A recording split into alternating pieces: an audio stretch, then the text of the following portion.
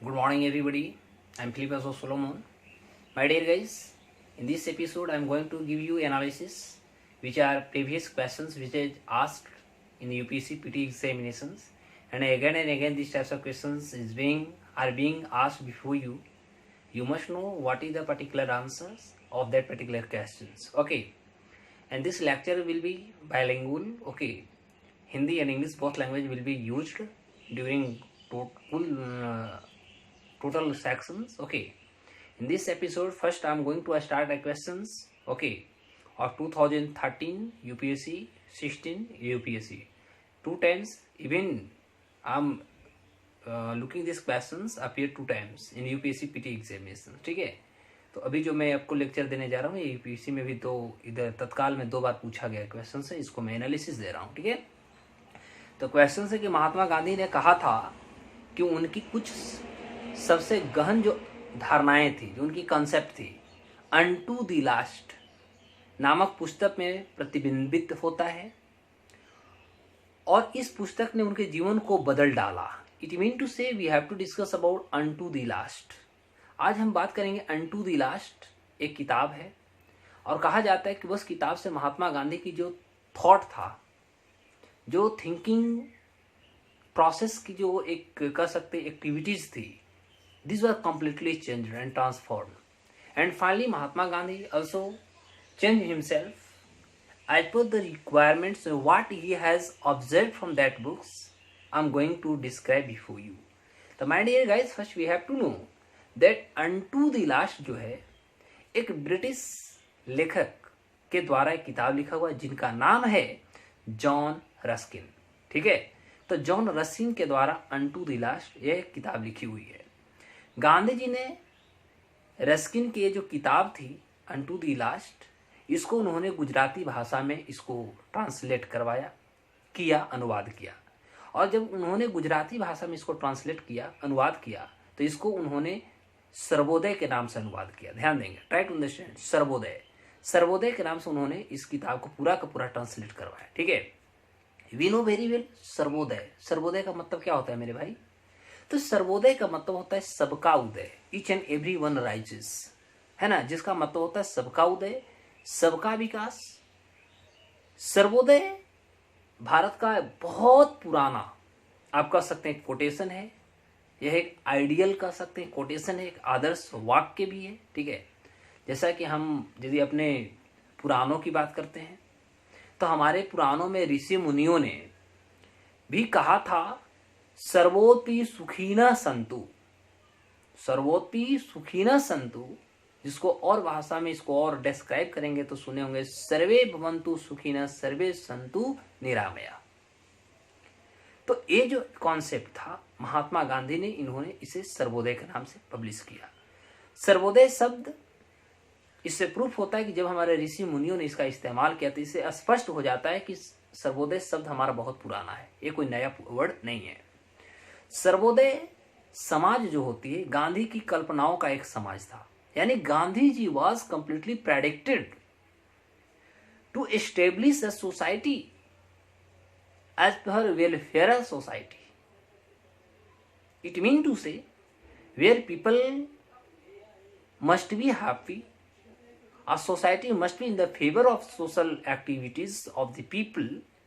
Each and every people grows, develops, each and every people rises.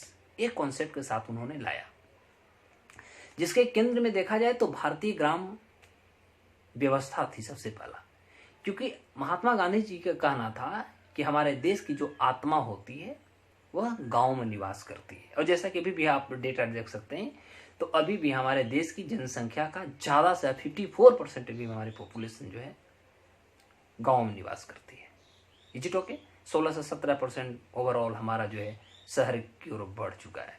तो इस आधार पर देखा जाए तो यह एक कंप्लीटली ग्रामीण व्यवस्था पर आधारित थी. ठीक है, विनोबा भावे जी की यदि आप बात सुनते हैं तो विनोबा भावे जी के अनुसार सर्वोदय का अर्थ कुछ अलग है. सुनिएगा, विनोबा भावे जी ने सर्वोदय का अर्थ दिया सर्व सेवा के माध्यम से समस्त प्राणियों की उन्नति. ध्यान देंगे, सर्व सेवा के व्यवस्था या सर्व सेवा के माध्यम से समस्त प्राणियों की उन्नति यानी सबका साथ सबका विकास एक समग्र एक्टिविटी के साथ एक सही वे के साथ विकसित होते जाए, ये विनोबा भावे जी का कॉन्सेप्ट था। सर्वोदय की यदि हम व्यवहारिक स्वरूप को देखते हैं तो सर्वोदय के व्यवहारिक स्वरूप को बहुत हद तक विनोबा भावे जी ने भूदान जो आंदोलन उन्होंने चलाया था, तो भूदान आंदोलन से कहीं न कहीं ये ओतप्रोत है, ठीक है, और इसमें देखा भी जा सकता है। इसी आधार पर गांधी जी ने ब्रिटिश लेखक जो जॉन रस्किन की जो पुस्तक अनटू द लास्ट थी को उन्होंने पढ़कर काफ़ी आप कह सकते हैं प्रभावित हुए, इफेक्टिव हुए, मोटिवेट भी हुए।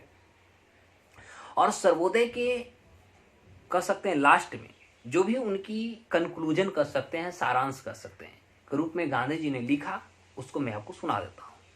तो गांधी जी जब सर्वोदय नाम से अनटू द लास्ट को जब गुजराती भाषा में ट्रांसलेट किया और जब वो किताब कंक्लूजन की ओर जा रहा था तो गांधी जी ने 2-3 स्टेटमेंट दिए जो बहुत रोचक है, इंटरेस्टिंग है। सबसे पहला था व्यक्ति का कल्याण सबके कल्याण है, या व्यक्ति का कल्याण सबके कल्याण में है। इट मीन टू से the good of the individual is content in the good of all. दूसरा था एक वकील के कार्य उतना ही महत्वपूर्ण है या उतना ही मूल्य का है जितना कि एक हज्जाम का, जिसमें कह सकते हैं कि दोनों का ही अपने काम से आजीविका चलाने का, आजीविका कमाने का अधिकार प्राप्त है। तीसरा गांधी जी ने दिया कि एक मजदूर या काश्तकार, जिसको हम लोग प्रिंटिंग उंटिंग जो कहते हैं, हस्तशिल्प, ठीक है, का जीवन भी जीने योग्य है। तो इस आधार पे महात्मा गांधी जी ने रस्किन, जॉन रस्किन के द्वारा लिखी गई किताब अनटू द लास्ट को गुजराती भाषा में ट्रांसलेट करके सर्वोदय विचार दिया। और देखिए सर्वोदय का आप यदि भारतीय इकोनॉमी में देखिएगा तो भारतीय इकोनॉमी सर्वोदय जो प्लान आया था, जो बिहार से क्रांतिकारी नेता जयप्रकाश नारायण जी के द्वारा भी दिया गया 1950 ईस्वी में भारत सरकार को, और उसके बाद ही हमारे यहाँ पंचायत आप कह सकते हैं पंचवर्षीय योजना स्टार्ट होता है, जब हमारे यहाँ प्लानिंग कमीशन का गठन हो जाता है। तो ये पूरी ओवरऑल हिस्ट्री देखिएगा तो पूरी ऑल हिस्ट्री से कंफर्म हो जाते हैं, स्पष्ट हो जाता है कि Sarvodaya is not a new word, it is the oldest as per our tradition, as per our epics, as per our different books, historical books, we can also study about it. Is it okay? एक और आपको मैं question स्पष्ट कर देता हूं। एक और क्वेश्चन है आपको, अगला एक क्वेश्चन है आपको नाटो से। नाटो है एक नैक है। पहले हम क्वेश्चन बता दूं, ये दो हमारे पास स्टेटमेंट है, दो स्टेटमेंट, कौन स्टेटमेंट सही है कौन स्टेटमेंट गलत है, इसके हमें डिस्क्राइब करना या स्पष्ट करनी है। मैं एनालिसिस दूंगा। सबसे पहला है कि स्टेटमेंट को आप कंसिडर करें। पहला है स्टेटमेंट कि नॉर्थ अटलांटिक ट्रीटी ऑर्गेनाइजेशन, जिसको हम लोग नाटो बोलते हैं, ठीक है, नॉर्थ अटलांटिक ट्रीटी ऑर्गेनाइजेशन के स्थान पर एक नई संस्था का नाम North Atlantic cooperation council NACC का है। मतलब कहने का कि क्या नाटो के स्थान पर NACC का गठन हो चुका है। दूसरा है संयुक्त राज्य अमेरिका और यूनाइटेड किंगडम ने वर्ष 1949 में नाटो की स्थापना के समय उसके सदस्य बने। सच ये है कि पहला स्टेटमेंट गलत है, नाटो के स्थान पर NACC का गठन नहीं हुआ है। दूसरा स्टेटमेंट कन्फर्म सही है, 1949 में जो इतिहास से दे रहा है एकदम सही है। अब हम इसकी एनालिसिस देते हैं। सबसे पहले हम जानेंगे नाटो का फुल फॉर्म होता है नॉर्थ अटलांटिक ट्रीटी ऑर्गेनाइजेशन, ठीक है। तो नाटो का स्थापना जो हुआ था 4 अप्रैल 1949 ईस्वी को हुई थी। ध्यान दीजिएगा, नाटो की स्थापना 4 अप्रैल 1949 ईस्वी को हुआ था। और 1991 में जैसे रसिया, जिसको उस समय हम लोग USSR बोला करते थे, तो USSR जब 1991 में ब्रेकडाउन होता है, डिमोलिश होता है, तो डिमोलिश होने के बाद 15th इंडिपेंडेंट कंट्रीज उससे बनते हैं, इंडिपेंडेंट नेशन का निर्माण होता है, 15 स्वतंत्र राष्ट्र बनते हैं। तो उसी समय की बात है कि वर्ष 1991 ईस्वी में जब सोवियत विघटन के बाद कह सकते हैं केंद्रीय एवं पूर्वी जो यूरोपीय देश थे, सेंट्रल और ईस्टर्न कह सकते हैं, जो यूरोपियन कंट्रीज थे के साथ नाटो देशों का एक सहयोग कह सकते हैं वर्धन हेतु दिसंबर 1991 में नॉर्थ अटलांटिक कॉपरेशन काउंसिल का गठन हुआ था। उनके साथ कोलाबोरेशन पर गठन हुआ था, ना कि नाटो के स्थान पर गठन हुआ था। एक बार फिर सुन लीजिएगा, 1991 में यूएसएसआर या सोवियत संघ के विघटन के तुरंत बाद या पश्चात आप कह सकते हैं, केंद्रीय एवं पूर्वी जो यूरोपियन देशों थे उनके साथ नाटो देशों के सहयोग संवर्धन के लिए दिसंबर 1991 ईस्वी में नॉर्थ अटलांटिक कॉपरेशन काउंसिल का गठन किया गया, NACC का गठन किया। इस प्रकार हम कह सकते हैं कि नॉर्थ अटलांटिक कॉरपोरेशन जो काउंसिल था, इसका गठन नाटो के स्थान पर नहीं की गई, बल्कि यह एक नई संस्था के रूप में आया। ठीक है, और यह जो था नाटो और पूर्वी जो यूरोप के, ठीक है, देशों में खास तौर पर कह सकते कॉपरेशन के लेकर के, सहयोग को लेकर के एक सहयोगी संस्था के रूप में इसका निर्माण किया गया था। और अंततः 1997 में 1997 ईस्वी में NAC NACC जिसको हम लोग अभी पढ़े, नॉर्थ अटलांटिक कॉपरेशन काउंसिल के स्थान पर फिर क्या हुआ कि euro Atlantic partnership council, euro Atlantic partnership council EAPC का गठन करने से जो NACC जो था उसका अस्तित्व को समाप्त कर दी। इट मीन टू से 1948 में हमारा नाटो का गठन होता है। न्यू कॉपरेशन को लेकर के NACC का गठन होता है और अंततः 1997 ईस्वी में NAC को विघटन करके उसके स्थान पर EAPC का गठन कर दी जाती है। वर्तमान समय में यदि देखा जाए तो बहुत सारे ऐसे राष्ट्र हैं जो नाटो के सदस्य हैं, और 1949 में इसके गठन के समय नाटो के यदि सदस्य संख्या की हम बात करते हैं तो मात्र उस समय 12 थी। व्हेन इट वाज फाउंडेड, जब नाटो की स्थापना 1949 ईस्वी में हो रहा था, 4 अप्रैल 1949 ईस्वी को, तो उस समय इसको कह सकते हैं सदस्य राष्ट्र, उस समय मात्र इसके 12 सदस्य राष्ट्र हैं। वो कौन कौन थे आप याद कर सकते हैं, क्योंकि इस एग्जाम में आपसे पूछता है कि इनमें से कौन कौन स्थापित सदस्य राष्ट्र रहे हैं। तो जैसे Belgium, Netherland, Luxembourg, France, Great Britain, संयुक्त राज्य अमेरिका USA, कनाडा, पुर्तगाल, इटली, नॉर्वे, डेनमार्क, आइलैंड, और इन्हें संस्थापक सदस्य की भी दर्जा प्राप्त है। ठीक है, इस तरह से इस पूरे ओवरऑल इस बायोग्राफिकल स्टेटमेंट के आधार पर हम कह सकते हैं कि फर्स्ट ऑप्शन जो है वो गलत है, बल्कि सेकंड ऑप्शन हमारा सही है, क्योंकि संयुक्त राज्य अमेरिका, यूनाइटेड किंगडम दोनों 1949 में नाटो की स्थापना के समय से ही उसका सदस्य राष्ट्र हैं। लेकिन नाटो के स्थान पर NAC का गठन नहीं हुआ, बल्कि NAC के स्थान पर EAPC का गठन हुआ 1997 में। आपको ये स्पष्ट हो गया होगा। ठीक है, एक और क्वेश्चन आपको है, इस क्वेश्चन को मैं आपके सामने रखता हूं। ठीक है, एक क्वेश्चन है आपको, कुछ हमारे पास इंटरनेशनल ऑर्गेनाइजेशंस हैं, इंस्टीट्यूशंस हैं, और जिसकी हेड क्वार्टर से हमें कह सकते हैं मैच करानी है। ठीक है, mean say in this episode, in this questions match the following concerning to headquarter of particular organisation. जैसे एमनेस्टी इंटरनेशनल के हेड क्वार्टर कहाँ है, फिर है कॉमनवेल्थ ऑफ इंडिपेंडेंट स्टेट्स का हेड क्वार्टर कहाँ है, डेन्यूब कमीशन, और फिर है यूरोपियन स्पेस एजेंसी।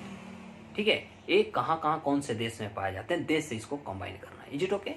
तो चलिए हम सबसे पहले बात करते हैं एमनेस्टी इंटरनेशनल की, और ये भी हम जो डिस्कस दे रहे हैं एमनेस्टी इंटरनेशनल, जो ये लास्ट हमारे ये जो क्वेश्चन है ये 2008 यूपीएससी के पूछे हुए क्वेश्चन है। ठीक है, तो my dear guys, first we have to know Amnesty International is a non profitable institution and organisation. तो एमनेस्टी इंटरनेशनल जो है एक कोई आय कमाने वाली संस्था नहीं है। Okay, it was established in July 1961 in London, Britain. Right understand. तो इसकी स्थापना जो हुई थी जुलाई 1961 ईस्वी लंदन में हुई थी, ब्रिटेन की राजधानी लंदन में हुई थी। Is it okay? And it was founded by liberal advocate mister Peter Benson and Philip James. इसकी जो स्थापना हुई थी, कह सकते हैं मजदूर वकील जिसका नाम था पीटर बेंसन तथा फिलिप जेम्स, ये दोनों में सबसे ज़्यादा यदि कंट्रीब्यूशन कर सकते हैं या प्रयास कर सकते हैं तो इसमें सबसे ज़्यादा पीटर बेंसन का सबसे ज़्यादा इसमें प्रयास रहा था। और ये दोनों मजदूर वकील थे और ये दोनों के ही द्वारा एमनेस्टी इंटरनेशनल का स्थापना किया गया था। After following the articles the forgotten prisoners, इन्होंने एक स्टेटमेंट को, इन्होंने आर्टिकल को फॉलो किया और आर्टिकल को फॉलो करते हुए इन्होंने एमनेस्टी इंटरनेशनल का स्थापना किया and that article was the forgotten prisoners. Okay, in the observance on 28 मई 1961 और 28 मई 1961 ईस्वी को उन्होंने इस आर्टिकल को ऑब्जर्व करने के बाद उन्होंने एमनेस्टी इंटरनेशनल का उन्होंने स्थापना कर दिया। Presently, the Secretary General of Amnesty International is Kumi Naidu, and this institution has several subsidiaries like Amnesty International USA, Amnesty International Australia, Amnesty International India, Amnesty International France, Portugal, Thailand. Is it okay? There is a objections. We have to know about what was the motto to find out and to establish the Amnesty International. Amnesty International को स्थापित करने के पीछे उद्देश्य क्या था? उद्देश्य was that to protect human rights. इसका मात्र एक ही उद्देश्य था, मानव अधिकार को बचाना। ठीक है? In the fields of legal advocacy, in the fields of media attention, in the fields of direct appealing campaign and in the field of research and lobbying. इस सारे फील्ड में मानव का जो अधिकार होता है, जो ह्यूमन राइट्स होते हैं, ये सारे राइट्स को कैसे प्रोटेक्ट किया जाए, कैसे स्कैप किया जाए, इस आधार पर इसकी स्थापना की गई थी।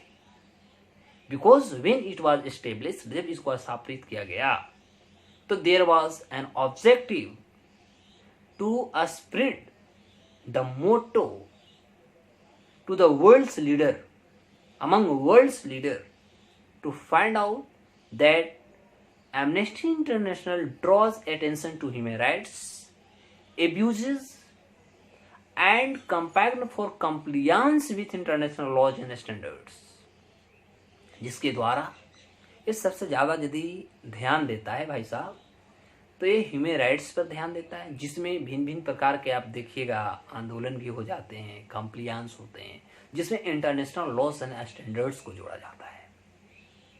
इसके आधार पर हम देखते हैं एमनेस्टी इंटरनेशनल इंडिया क्या है, क्योंकि हम इंडिया से भी हमारे क्वेश्चंस पूछा जा सकता है, राइट? तो एमनेस्टी इंटरनेशनल इंडिया यदि हम बात करते हैं तो in India it is non governmental organisation. तो भारत में सबसे पहला एक नॉन गवर्नमेंटल ऑर्गेनाइजेशन हो जाता है। Point must be noted. Second point, its functions to be human rights, to protect human rights. जिस तरह से हमारे नेशनल ह्यूमन राइट्स कमीशन होते हैं, स्टेट ह्यूमन राइट्स कमीशन होते हैं, उसी तरह अंतर्राष्ट्रीय स्तर पर भारत में मानवाधिकार का हनन हो रहा है या people are easily exercising their rights.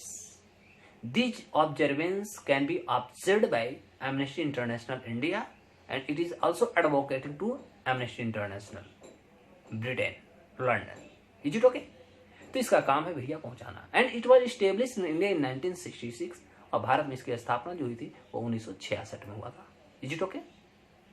Its headquarter in India in Bangalore, और भारत में एमनेस्टी इंटरनेशनल की जो हेडक्वार्टर है वो बेंगलोर में है। और इवन या presently executive director of amnesty international India is mister Avinash Kumar. और भारत के एमनेस्टी इंटरनेशनल के जो डायरेक्टर हैं वो अविनाश कुमार हैं, executive director. Is it okay? Second, तो ये स्पष्ट हो गया। तो एमनेस्टी इंटरनेशनल का हेडक्वार्टर कहाँ है? लंदन में है। बात खत्म हो गई। अगला बात है हमारा Commonwealth of Independent states, CIS सब कहते हैं, ठीक है। अब बात होता है CIS क्या है यार? तो first we have to know CIS is a regional intergovernmental organisation. यह एक है रीजनल इंटर गवर्नमेंटल ऑर्गेनाइजेशन, क्षेत्रीय अंतः सरकारी organisation. It was established on 8 December 1991 in Viskuli, Belarus. यानी कि बेलारूस का जगह है विस्कुलिस, जहां पर 8 दिसंबर 1991 ईस्वी को इसकी स्थापना की गई थी। अब सोच लीजिए कि 1991 आ रहा है, इसका पीछे इतिहास होगा USSR का डिमोलाइजेशन, कि 1991 में इसका यदि स्थापित किया गया तो इसके पीछे कन्फर्म इतिहास है कि संयुक्त राष्ट्र सोवियत संघ का ब्रेक डाउन होने के पीछे ही इसका भी स्थापित किया गया था। And its head quarter in Minsk, Belarus. और इसकी हेड जो क्वार्टर है वह मिन्स्क, बेलारूस में है। Is it okay? Why it was established? My dear guys, it is completely focused on the political, economic, environmental, cultural and other issues between a number of former Soviet republics। जिस तरह 1991 में Soviet संघ, रसिया से 15 राष्ट्र टूटे, तो सारे देशों के बीच में चाहे हमारा कह सकते हैं सिक्योरिटी की मामला हो, चाहे एजुकेशन, इकोनॉमिक, कल्चर, सोसाइटल, ये सारे जो अफेयर्स होंगे, इश्यूज होंगे, those were completely discussed and to find out the resolution. तो इसके अंतर्गत सबसे पहले हम उसका रेजोल्यूशन को फाइंड आउट करेंगे। Is it okay? And it has also promoted the cooperation on cross border crime prevention. यानी बॉर्डर के उस तरफ से, एक देश के दूसरे देश के बॉर्डर से किसी भी प्रकार की यदि सिक्योरिटी समस्या आती है, this can be also promoted to prevent. तो इससे बचाने के भी कार्य किए जाते हैं। Is it okay? उसके बाद हमारा होता है Danube commission. Danube commission was establish, और डेन्यू कमीशन का जो गठन हुआ था ये खासतौर पर डेन्यू नदी पर ही की गई। इसके पीछे रीजन है कि जो नौवाहन नेवल्स होते हैं, तो नेवल्स के समझौता हेतु 18 अगस्त 1848 को आप कह सके बेलगार्ड ओके कन्वेंशन के तहत इसका स्थापित की गई थी, जिसमें आप कह सकते हैं कि जो जलपोत होते हैं या जो पानी जहाज नौवहन सेवा होते हैं, एक क्षेत्र के दूसरे क्षेत्र की कैसे सिक्योरिटी प्रदान की जाए, इस तरह के अफेयर्स को इसमें इंक्लूड किए गए थे। फोर्थ इसका है question, European space agency ESA। European space agency it is an international organisation, try to understand. तो सबसे पहले यूरोपियन स्पेस एजेंसी जो है एक हमारा अंतर्राष्ट्रीय ऑर्गेनाइजेशन है, and it was established on 30 मई 1975। इसकी स्थापना 30 मई 1975 ईस्वी को हुआ था, and currently it has 22 member states. और अभी वर्तमान में इसके 22 मेंबर सदस्य हैं। Its headquarter in Paris, France. और इसका जो हेडक्वार्टर है वो आपको पेरिस, फ्रांस में पाया जाता है। Is it okay? What was the reason to find out? Motto देखना होगा। तो मायने सी बात है, इसमें कहता है स्पेस एजेंसी। स्पेस एजेंसी मतलब अंतरिक्ष, वायुयान इत्यादि की एक्टिविटी चाहेंगे। इट मीन टू से a space flights program including human space flights, space rides, space flights, mainly through the participations in the International Space Station program.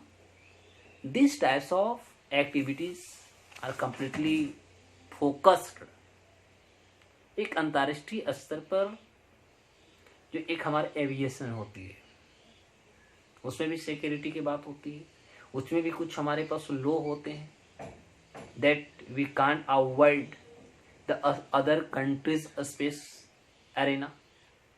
So those are the interpretation of the rule method which has been completely assented among the nations to find out the space lights, space crafts. Those derivations are completely composed under European space institutions. Okay, so I think this episode is very interesting for you.